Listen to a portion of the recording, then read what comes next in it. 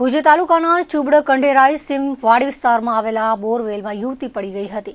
વિવિધ એજન્સીઓ દ્વારા 35 કલાકની કવાયત કરાઈ તે બાદ યુવતીને બહાર કાઢવામાં સફળતા મળી હતી. આ પ્રકરણમાં પોલીસે તપાસનો ધમધમાટ શરૂ કર્યો છે. જાણવા મળતી વિગતો મુજબ મૂળ રાજસ્થાનના પ્રતાપગઢની 21 વર્ષીય ઇન્દ્રા મીણા નામની યુવતી તેના પિતરાઈ ભાઈ સાથે વાડીમાં રહેતી હતી. તેના માતા પિતા નાનપણમાં અવસાન પામ્યા છે.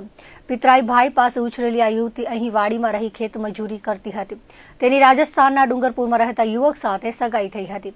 બનાવ બન્યો તેની આગલી રાત્રે ઇન્દ્રાનો તેના ભાવિ પતિ સાથે ફોનમાં ઝઘડો થયો હતો. જે બાદ સવારે 5 કલાકે તે શૌચાલય જવા નીકળી હતી ત્યારે બોરમાં જાતે પડી ગઈ હોવાનું પરિવારનું કહેવું છે. જોકે આ પ્રકરણમાં શંકા ઉપજાવે તેવી બાબતો પણ સામે આવી છે. જેમાં 21 વર્ષની યુવતી 1 ફૂટનો વ્યાસ ધરાવતા બોરવેલમાં કેવી રીતે ગઈ? વાડી માલિક આશાપુરા ફાર્મના રમેશ ઠક્કરનું કહેવું છે કે બોર બંધ હતો, તેની પર પ્લાસ્ટિક ઢાંકી મોટો પથ્થર રાખવામાં આવ્યો હતો. તો વહેલી સવારે આ બનાવ કેવી રીતે બન્યો? તેના ભાઈનું કહેવું છે કે સવારે 5 કલાકે તેની દીકરી અને ઇન્દ્રા શૌચાલયમાં ગયા ત્યારે બચાવનો અવાજ સંભળાયો હતો. પોલીસે તેના પરિવારના સભ્યોની પૂછપરછ પણ શરૂ કરી હતી. ઇન્દ્રાનો મોબાઈલ તેની સાથે હતો. પોલીસે આ મોબાઈલ કબજે કર્યો છે. હાલ પદ્ધર પોલીસે બનાવ અંગે અકસ્માત મોતનો ગુનો દાખલ કર્યો છે, જેની તપાસ હાથ ધરવામાં આવી છે.